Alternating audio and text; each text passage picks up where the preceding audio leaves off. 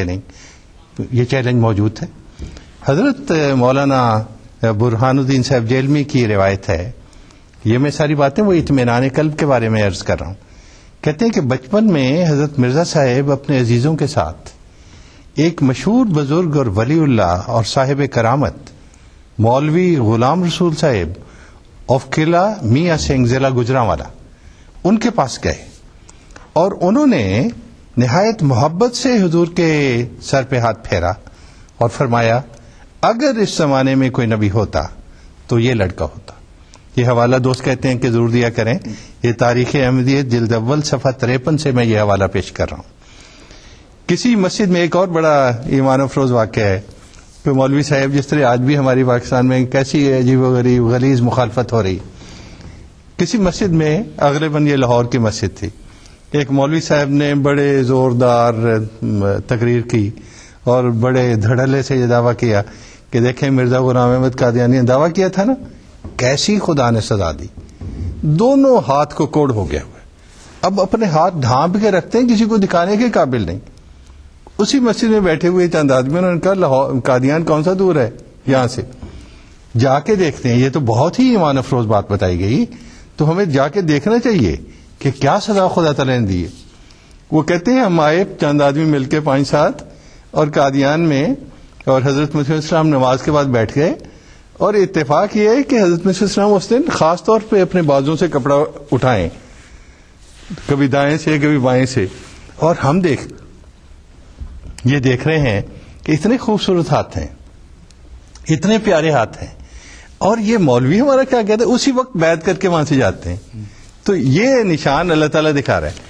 ایک مولوی صاحب کا بیٹا عیسائی ہو گیا, سارے مولویوں نے دوسرے لوگوں نے کوشش کی کہ مسلمان ہو جائے, اس نے کہا نہیں, میں مسلمان دوبارہ ہونے کے لیے تیار نہیں.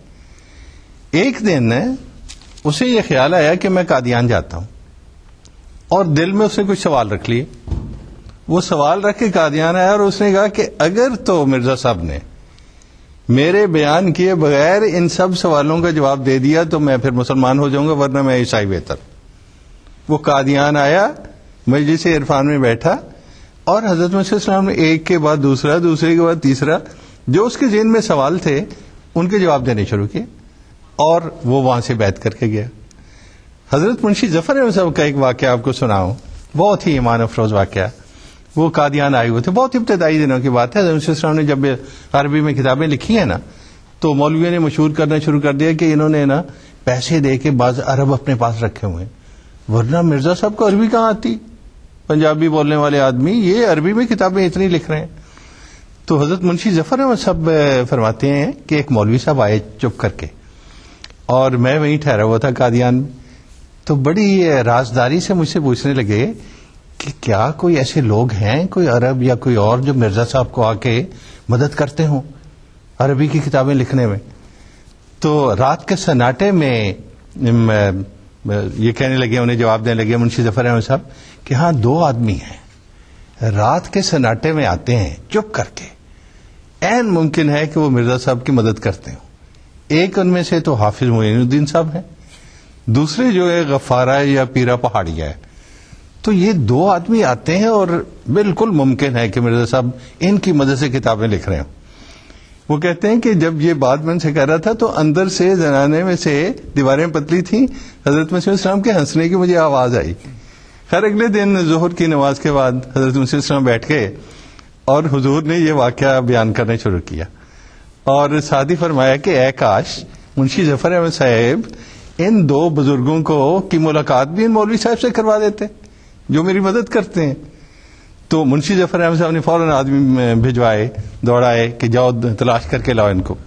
وہ حافظ مانا معین الدین صاحب حافظ مانا کہلاتے تھے. دیکھنے میں وضع قطع ایسی, پتہ لگتا تھا ہر آدمی کو کہ ان پڑھ آدمی ہے بالکل, اور جو غفارہ یا پیرا پہاڑی جو ہے بالکل جاہل آدمی, ان لیٹرڈ آدمی, الف بے جس کو نہیں آتی. وہ لے کے آئے انہیں مسجد مبارک میں. ان کو دیکھتے ہی ان مولوی صاحب کی عجیب حالت ہوئی, چپ کر کے اٹھ کے وہاں سے چلے گئے, اور ہندوؤں کے بازار میں جا کے ایک بڑا تھال مٹھائی کا لے کے وہ آئے, اور حضرت مسیح السلام کی خدمت میں وہیں بیٹھے بیٹھے پیش کی. ان کے ساتھ 12 ان کے شاگرد تھے, اور سب کے سب نے وہاں بیعت کی. دیکھیں اب اطمینان قلب کی کیفیتیں ہیں. اطمینان قلب تو اللہ تعالیٰ ہی عطا فرماتا ہے، جیسا کہ آپ نے فرمایا ہدایت دینا بھی اللہ تعالیٰ کے اختیار میں، ان علینا للہدیٰ اللہ تعالیٰ کا ارشاد ہے، اور یہ بھی کہ فإنک لا تہدی من احببت ولکن اللہ یہدی من یشاء.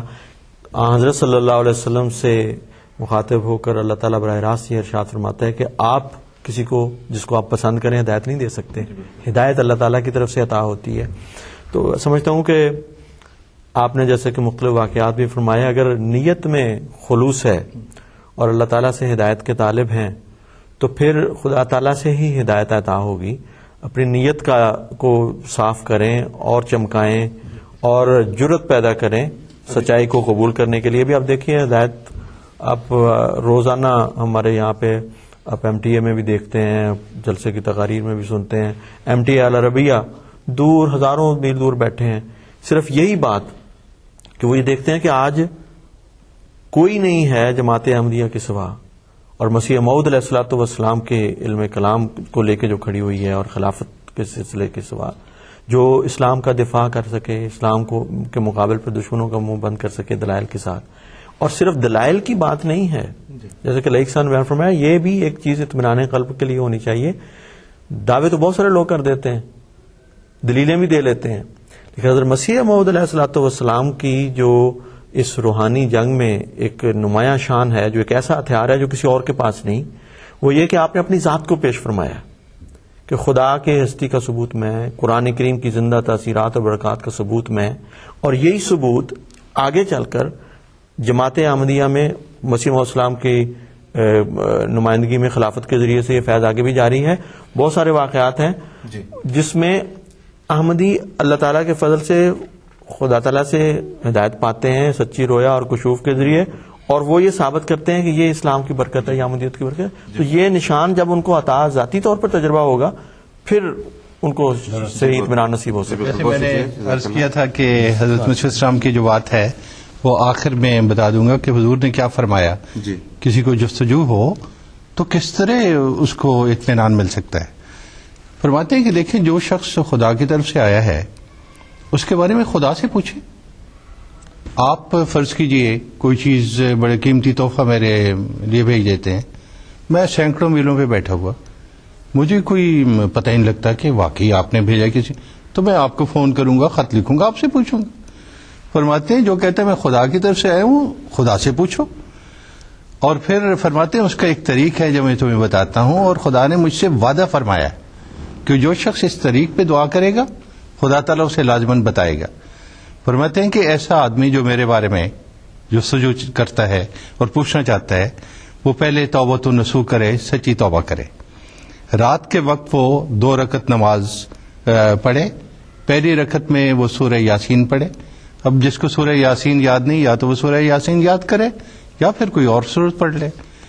دوسری رکعت میں 21 مرتبہ سورہ اخلاص یعنی قل هو اللہ احد یہ پوری سورت پڑھے. پھر فرماتے ہیں اس کے بعد 300 مرتبہ درود شریف پڑھے اور 300 مرتبہ استغفار کرے. فرماتے ہیں دل کو ہر قسم کی محبت سے اور نفرت سے خالی کر دے، ورنہ پھر کہے گا کہ محبت کی وجہ سے خواب آ گئی یا نفرت کی وجہ سے ایسی خواب آ گئی. اور پھر فرماتے ہیں کہ 2 ہفتے تک یہ دعا کرے اور اللہ سے پوچھے کہ خدایا کیا یہ تیری طرف سے ہے یا نہیں ہے. فرماتے ہیں جو شخص اس طریق پر خدا تعالیٰ سے ہدایت کا طلبگار ہوگا وہ یعنی خدا تعالیٰ ضرور اپنے وعدے کے موافق اپنی طرف سے روشنی نازل کرے گا جس پر نفسانی اور حام کا دخان نہ ہوگا. میں ابھی ریسنٹلی پڑھ رہا تھا الفضل انٹرنیشنل، اس میں ایک مضمون نصیر قمر صاحب ایڈیٹر ہیں، اس کے مدیر اعلیٰ ہیں، حضرت اللہ پاشا صاحب کے قبول احمدیت کا واقعہ لکھا ہوا ہے کہ انہوں نے ستمبر 1953 میں بیعت کی. بیعت سے پہلے اسی طریق کے مطابق استخارہ کیا اور انہوں نے پہلے سورہ یاسین یاد کی، انہیں یاد نہیں تھی، اور جب انہوں نے یاد کی اور دعا کی اس طریق کے مطابق اور استخارہ کیا